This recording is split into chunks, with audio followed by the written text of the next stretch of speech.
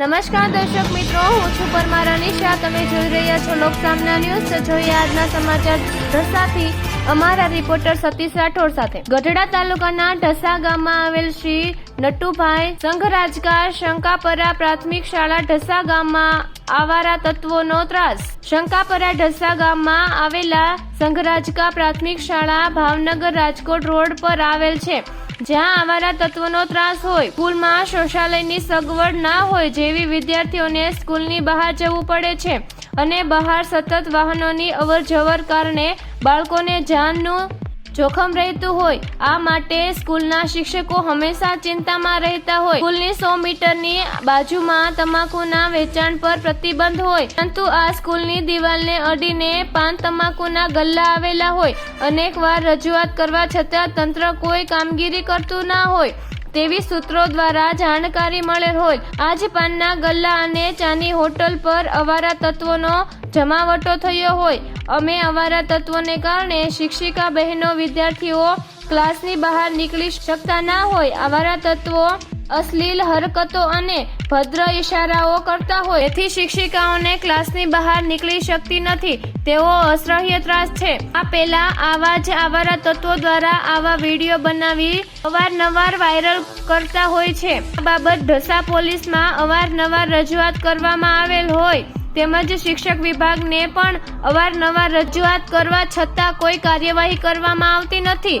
સ્કૂલના શિક્ષકો તથા વાલીઓ દ્વારા માંગણી કરવામાં આવે છે કે આજુબાજુમાંથી પાન તમાકુના ગલ્લા કેબિનો હટાવી અને આવારા તત્વો ત્રાસથી છુટકારો કરાવવામાં આવે, કારણ કે વિદ્યાર્થીઓની સુરક્ષા સામે ખતરો હોય. આ સામે તાત્કાલિક ધોરણે કાર્યવાહી કરવામાં આવે તેવી માંગ ઉઠી હોય.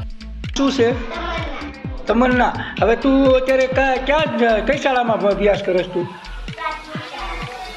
ક્યાં ગામની શાળા છે તે?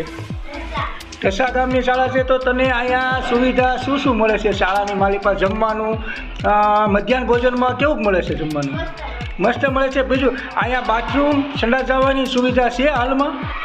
કઈ જગ્યાએ જાઓ છો તમે? કઈ જગ્યાએ બાથરૂમ શરૂ છે તે? ઉર્વિશી, હવે તારે અહીંયા કેવી સુવિધા મળે છે શાળામાં? મધ્યાહન ભોજનમાં કેવી સુવિધા છે? જમવાનું કેવું મળે છે?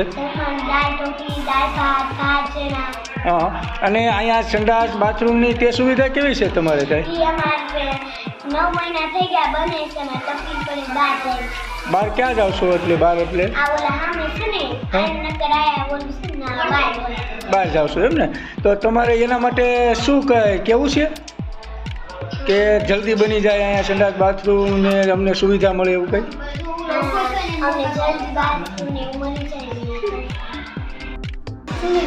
સુનિલભાઈ, હવે ભાઈ કરે અહીંયા કેવી સુવિધા મળે છે શાળામાં? તું અત્યારે અહીંયા ભણવા આવેશ ત્યાં કેવી સુવિધા મળે છે તને? સારી સુવિધા મળે છે અહીંયા? સંડાસ બાથરૂમ બધી સુવિધા છે કે નથી અત્યારે? હા, અને અત્યારે તમે ક્યાં જાઓ છો? સંડાસ જવું હોય, બાથરૂમ જવું હોય તો ક્યાં જાઓ છો તમે? ક્યાં ઠેકાણે બહાર જાઓ છો? હોટલે? એટલે રોડ ઉપર હોટલ આવેલી છે કે? હા હા હા, બરાબર. તમારું નામ શું છે? મારું નામ છે કોમલ. હા હા, તમને અહીંયા શું સુવિધા છે?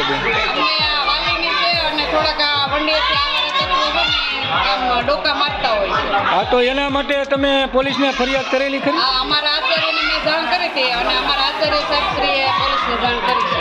તો ત્યાંથી કોઈ જવાબ આવ્યો એવો ખ્યાલ થયો? હા, ત્યાંથી જવાબ આવેલો છે. હા, તો શું કીધું છે?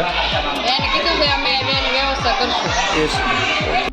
ગ્રાઉન્ડની અંદર બરાબર હાઈવે ઉપર શાળાની દિવાલ આવેલી છે કે વંડી નીચી હોવાથી ગામના અવારા તત્વો સતત બેનો ભણાવતા હોય, ગ્રાઉન્ડમાં બેનો હોય, પૂરી નજરે જોતા હોય, બેનને એવું કરતા હોય. એક શિક્ષકે આવી બાબતે શાળાની અંદર આવા પોસ્કોની કલમ લાગવાથી સુસાઇડ પણ કરેલ છે.